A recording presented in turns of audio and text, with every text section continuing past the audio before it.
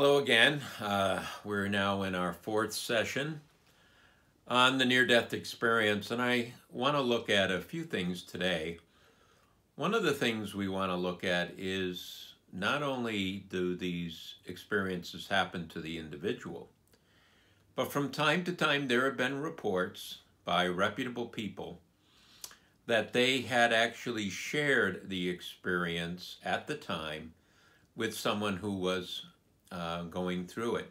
So sometimes whole families share some kind of experience around the dying. Sometimes they will actually experience the vision or what the dying person is going through as being with them at the time. Other times they have seen the person actually leave their physical bodies. Other times there's visions that all the members in the room share upon the person who is passing through death to the new life. So we want to look at these. These shared death experiences raise, of course, a very important concern. One, they tend to refute the notion that these experiences are merely a product of the brain that is dying. There's certainly no evidence for this being the case, that somehow these people are going through these experiences because the brain is dying or lack of oxygen or what have you. Any explanations that have so far been proffered as reasons why these experiences are occurring really just don't hold up under scrutiny. So at this point, no one has a scientific explanation as to why and how these experiences happen. And, more and more we're beginning to understand that there probably is not forthcoming one. The experience seems to transcend bodily existence, and that the mind, as we know it, continues on after the physical body has died. And that's as far as I think we can go in terms of trying to understand what the experience is and what it is saying. We cannot go so far as to suggest that this proves God or simply proves eternal life.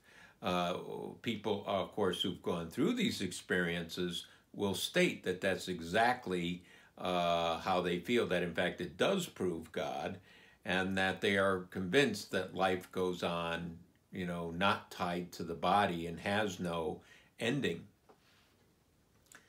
Of course, there's no way simply to ascertain whether or not that's true or false in the classical scientific approach to studying such a phenomenon. But the continued and repeated types of experiences do raise particular issues for us. And the shared death experiences raises a profound issue that there is something going on, that in fact the way we see the world and the way we experience it on day to day is not really the depth of the world. And this has been communicated by people who've gone through these experiences, but also part of the great mystical and contemplative prayer traditions of not only Catholicism, but certainly in the Eastern traditions as well. There's this recognition that bodily existence is transient by nature, of course, it's obvious, but that's not really simply who we are. So we're not just simply walking meat computers, as some people would like to, describe human beings. And I don't think it's a worthwhile way to describe us anyway. When people feel that they're special, they tend to act special. Not in an arrogant fashion, but to recognize that we're all special, that we all have unique dignity, that in a sense we are all incarnated spirits walking on this earth and learning the lessons we need to learn and to listen to the great sages. For me as a Roman Catholic, of course, Jesus is my center. That doesn't mean I don't appreciate what other great religious teachers may share with me, but for me, Jesus is the definitive revelation of God. He is the Son, and he is the Christ. So for me, that's fine, but that doesn't mean I need to denigrate other people's belief systems. In fact, Even Jesus himself would summon us to love our neighbor, which happens to mean anyone other than myself, but also including myself, oddly enough. So I want to get into this topic a little bit. Let's Raymond Moody, who really kind of initiated the modern discussion on the near-death experiences, as we stated earlier, in his book Life After Life, and then continuing forward, raises another concern, which is this sense of the shared death experience. He wrote a book a few years back called Glimpses of Eternity, where he begins to describe what these types of events are like. And he has in the book he describes one event here with the known as the Anderson family. They were all around the bedside of one of their dying parents. It says this: the day my mother died, my two brothers, my sister, my sister-in-law, and I were all in the room. My mother hadn't spoken a word in several hours, and she was breathing in an irregular pattern. None of us were really upset because Mother had been on a long downhill course, and we knew that this was the end. Suddenly, a bright light appeared in the room. My first thought was that a reflection was shining through the window from a vehicle passing by outside. But even as I thought that, however, I knew it wasn't true, because this was not any kind of light on this earth. I nudged my sister to see if she saw it too, and when I looked at her, her eyes were as big as saucers. At the same time, I saw my brother literally gasp. Everyone saw it together, and for a little while, we were frightened. Then my mother just expired, and we all breathed a sigh of relief.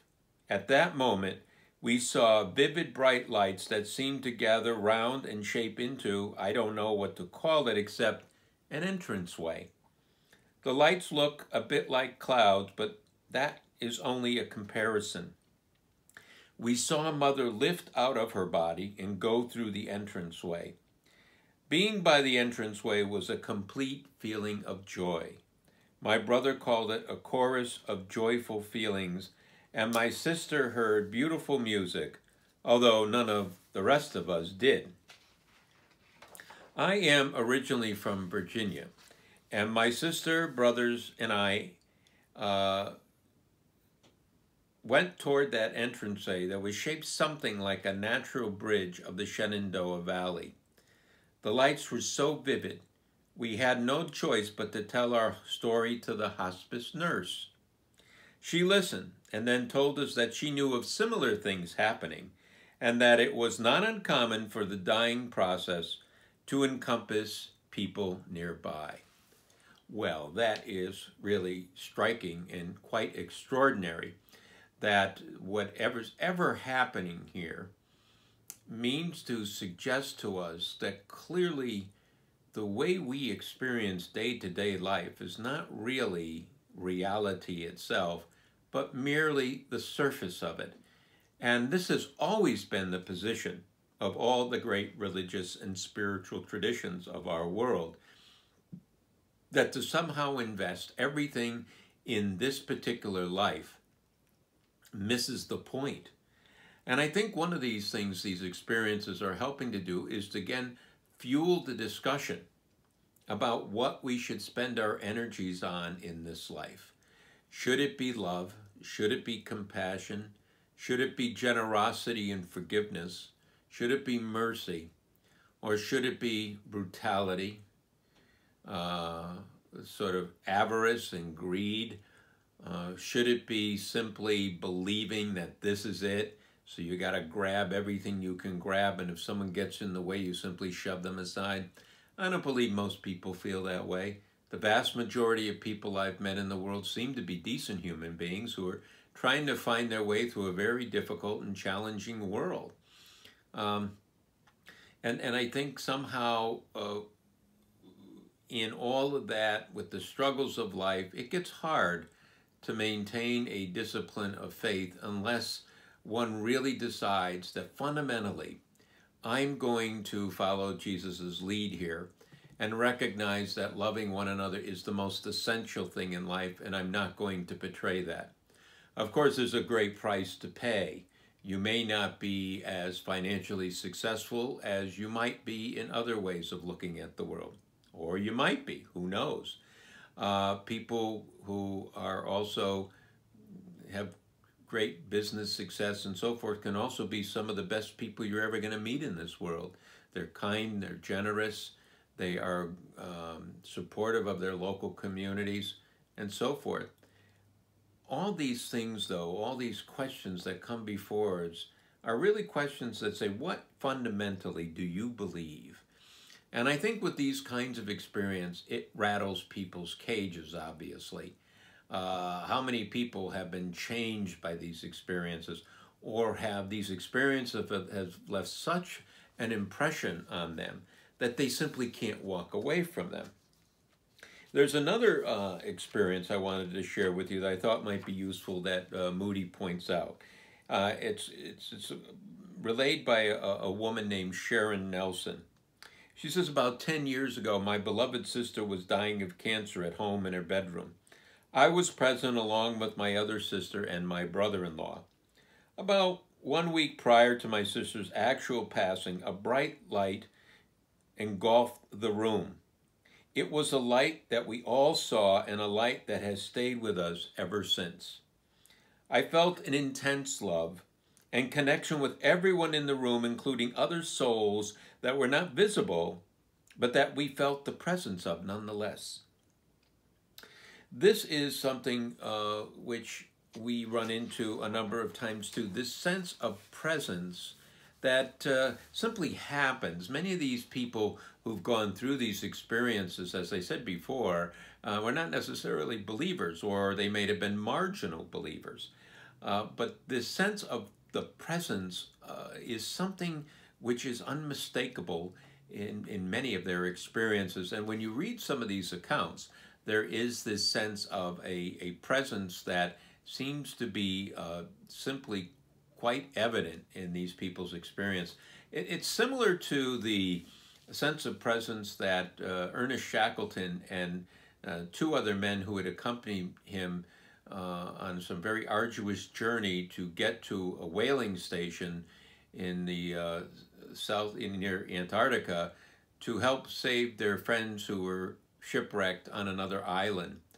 And as they traversed over this very mountainous and ice, covered island to get to this whaling station, they went through an awful lot. And then some years later, as each man was interviewed what this experience was like, not knowing what the other gentlemen had said in the group, all of them said they couldn't help but feel that there was a fourth person with them, kind of guiding them, pushing them, reassuring them to get moving.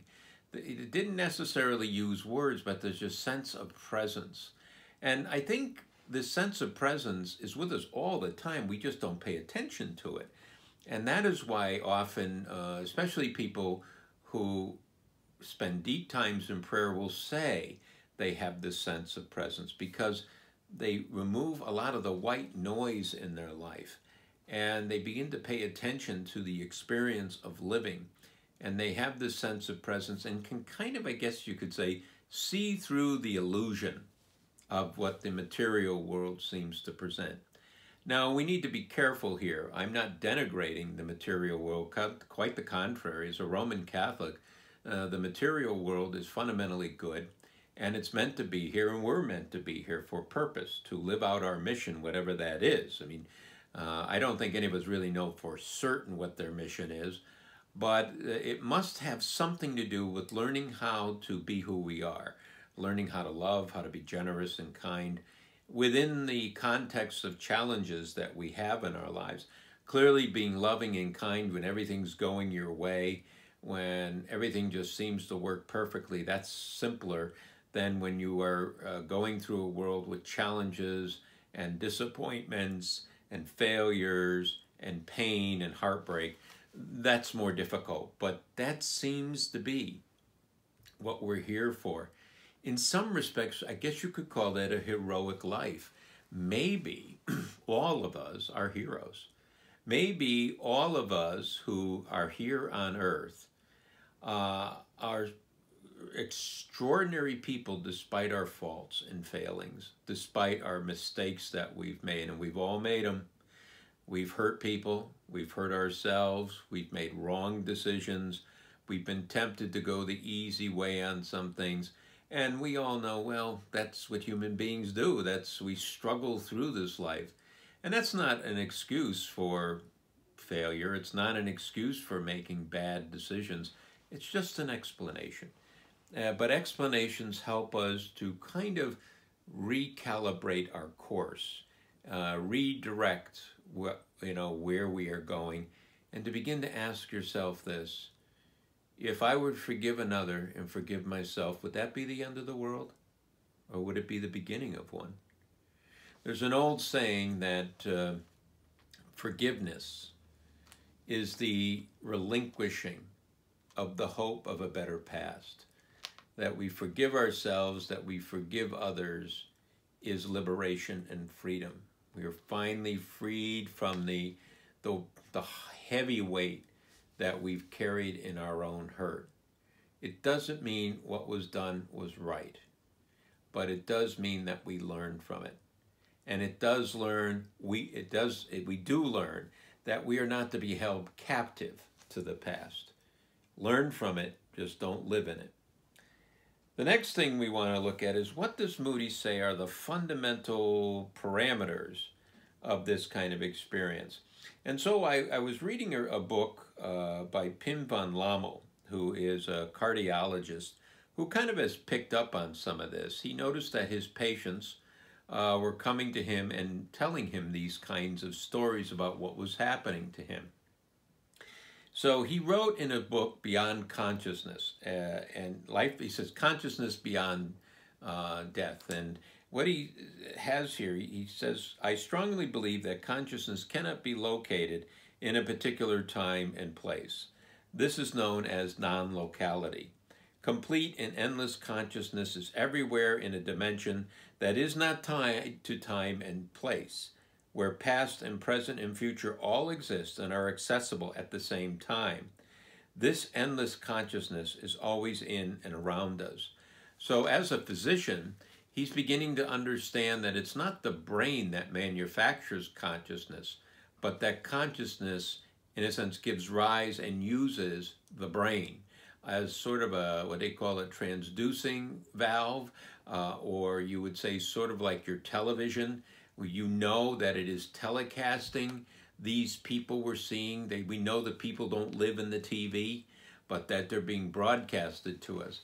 And that's kind of an analogy to more or less point to the fact that the spirit, the mind, the spirit, in a sense, lives in this world through the body to learn and to grow into whatever our mission happens to be.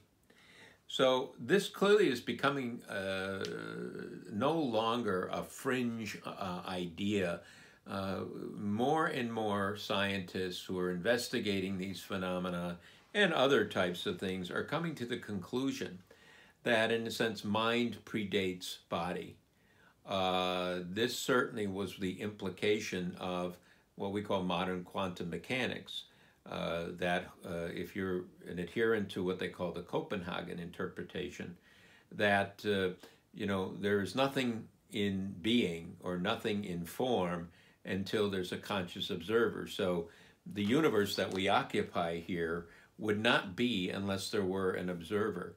And it's not that the universe would have pre-existed us. That is, there were planets and all this prior to an observer being here.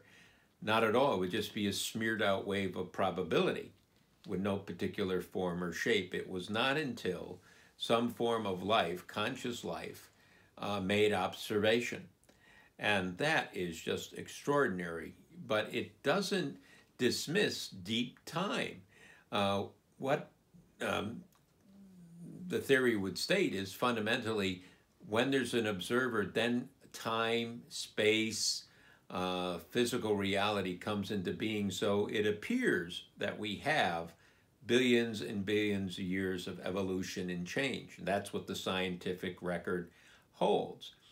But so many of these scientists who went, as they say, down the rabbit hole into quantum mechanics have more or less come to the conclusion that consciousness is really predates everything, and that someone like Sir James Jeans, a famous astrophysicist, basically said, the more we study the universe, the more it appears like a big idea, that fundamentally mind is fundamental to our reality. And that is really where all this is going. So you can see how all this is kind of cascading over the last 100 years. New science, the idea that consciousness is not simply a function of the brain or what they call an epiphenomenon, but in fact consciousness precedes physical reality, really raises the old idea that we are, we have an interdependent relationship between mind and body. They work together in this world, but we are more, our minds in some way accept the limitations of bodily existence, but we're simply more than that, and we're larger than that. Now, Moody goes on to describe what happens with these shared death experiences. What are the particulars? What are the things you can look for when these things occur? First of all, he says there are times when there is a change in the geometry of the room. That is, as you're there in the situation, the room begins to change on you. Now, that sounds a little freaky, I give you that. But it's interesting that in quantum mechanics itself, it raises the issue, if there's someone not in the kitchen, is the kitchen still there? You know, my wife one day, she was looking at the yard and was saying how shaggy the grass looked. And so I told her to turn around and look at me.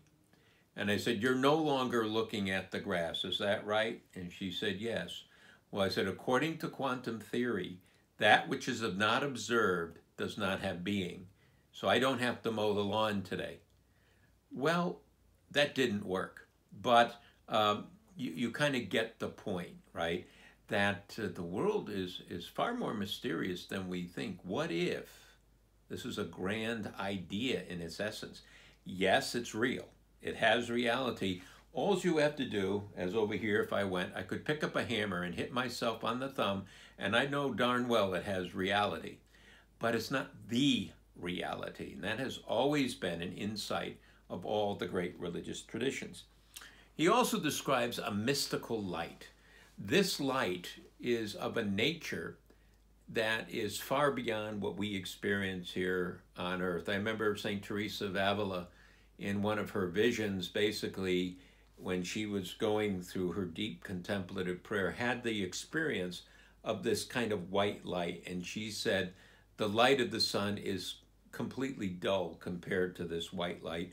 There is nothing to compare to it. So that's certainly a piece of the experience which is quite extraordinary.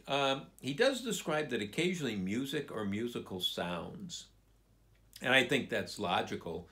I mean, you know, where do human beings get the capacity to even understand what music is unless it is somehow built within us for us? Everything we've got serves a purpose for us, and certainly music, as we know, is an expression many times of the deepest emotions we have.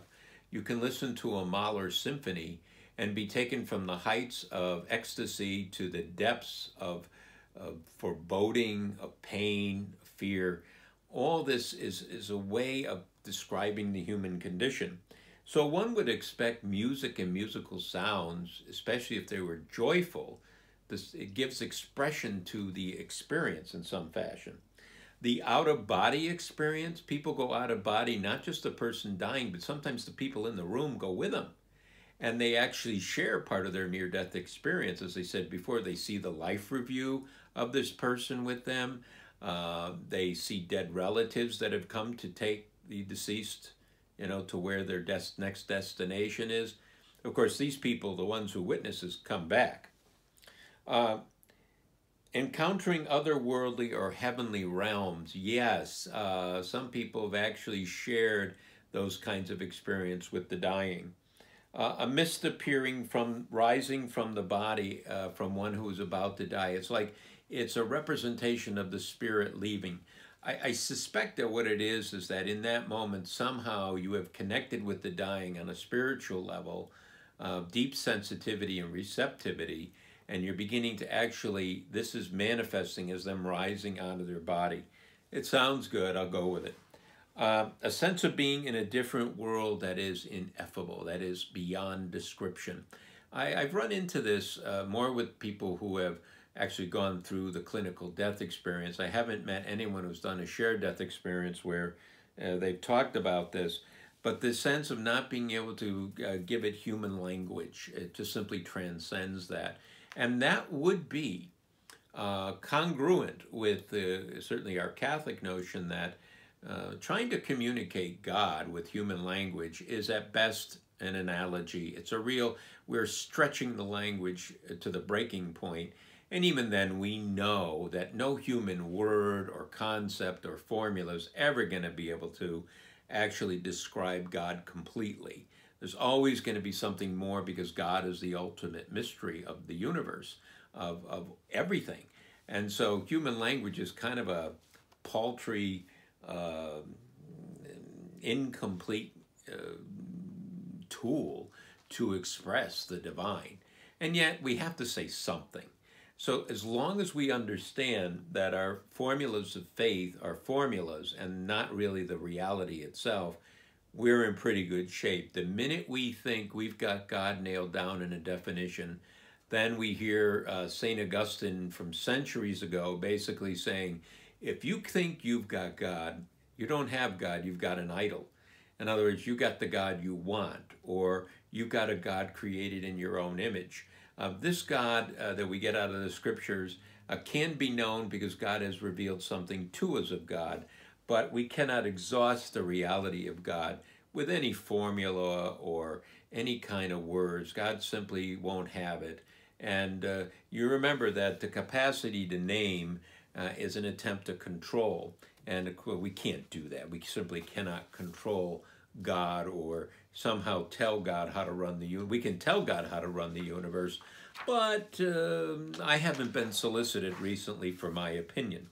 The last thing I want to end up with, and this will kind of conclude the series, which I know is rather brief, but it's simply an attempt to get us to kind of look into this series for ourselves.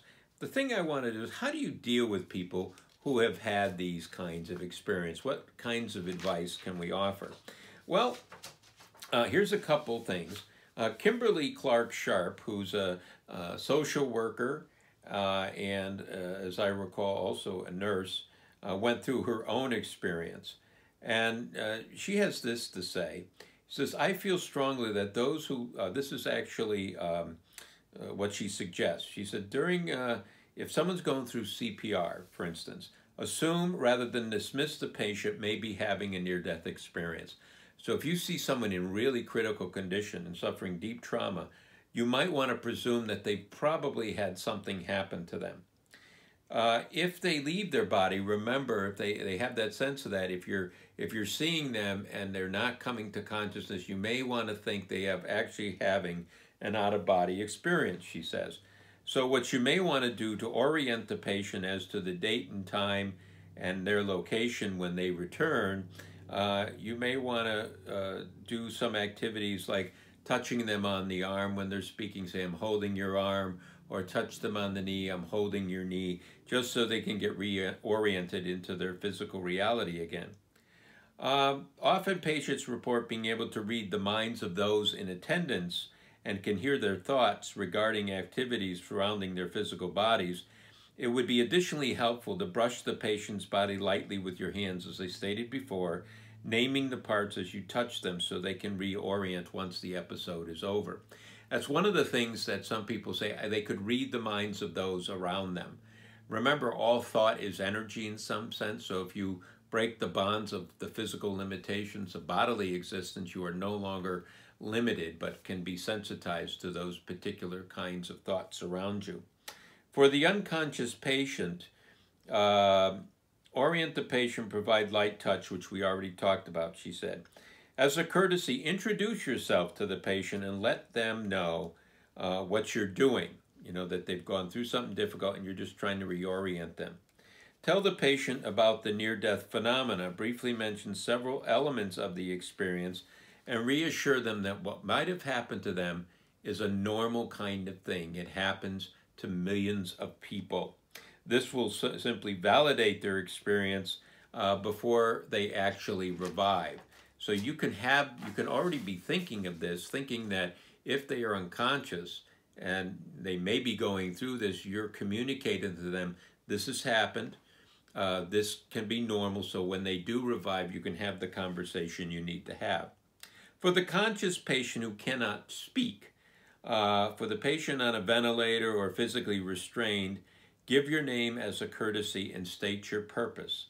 Verbally educate the patient on the universal elements of the near-death phenomena and validate for him or her that the experience is normal.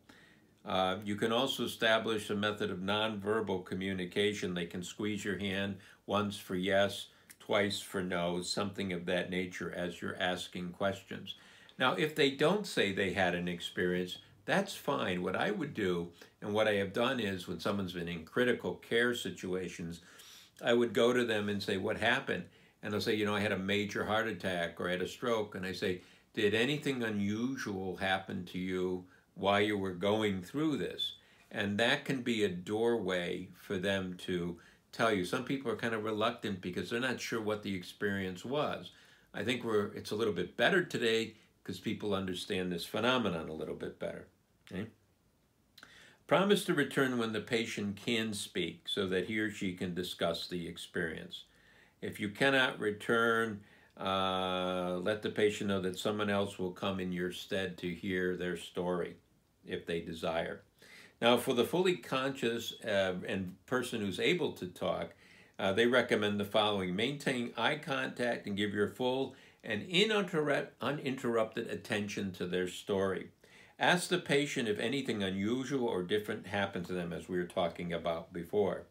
Begin interviewing by asking the patient to describe his or her memory of the events without being judgmental. All you're doing is asking for a description here. Be honest about yourself and your values. Don't patronize them. Near-death experiences are very sensitive, and they will know a lot about you just by looking at you. Stop your interview at any sign of them feeling uncomfortable. Avoid pressure or probing. Assure the patient that you will be there to listen if they want. And if they want, they will come to you and begin to speak about the experience. I would say also put the patient in touch with appropriate resources to obtain emotional support. I would say with any near-death experiencer, there are local support groups for these people. One is at the Yukon Medical Center in Farmington. You can get in touch if you go online. You can look under IANDS support group in Farmington, Connecticut, and you will get the contact number for that person. These folks who've gone through that, I think, really need people who've gone through it as well, and they can support each other and understand and share what has happened to them. The other thing, as I stated early on in this particular series, is clergy, unfortunately, are grossly ignorant of this experience, and I'm not sure why that is. Certainly, some of the things people will tell you in these experiences don't always conform to Catholic doctrine. That's okay. We're here to listen to what they have to say.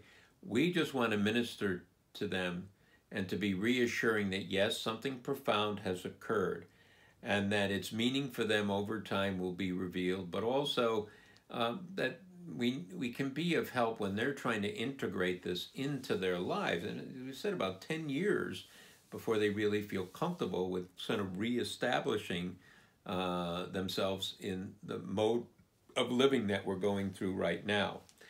But there was this one woman she was Jewish. She went through an experience like this.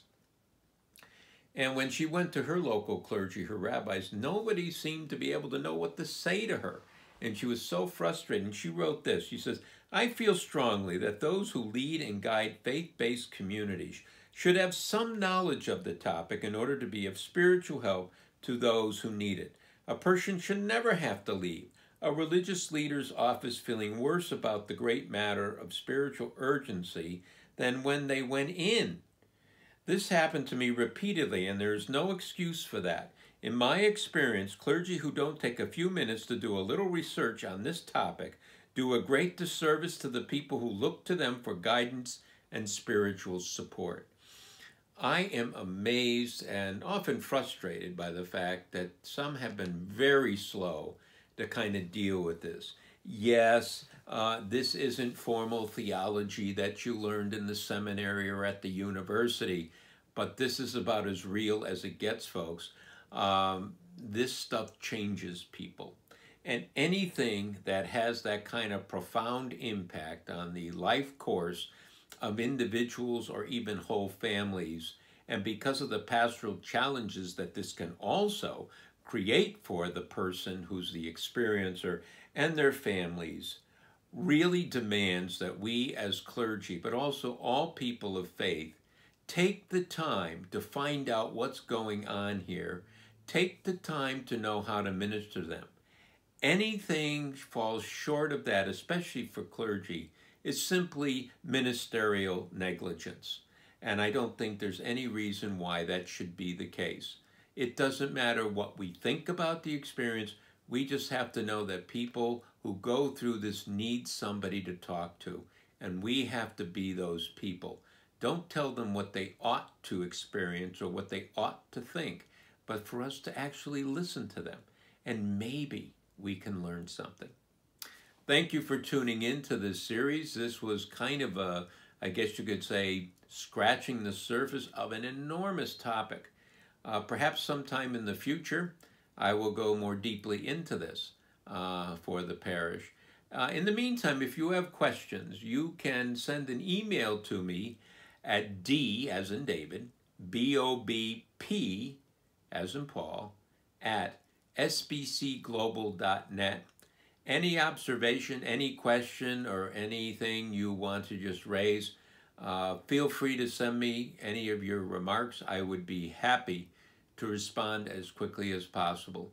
Again, I want you all to stay safe. Do what you can to stay healthy during this rather challenging time, and keep faith that ultimately things are going to work out for us as people continue to apply their craft and skills to help us to overcome this rather challenging period in our lives and in our history. In the meantime, God bless you, and take care of yourself.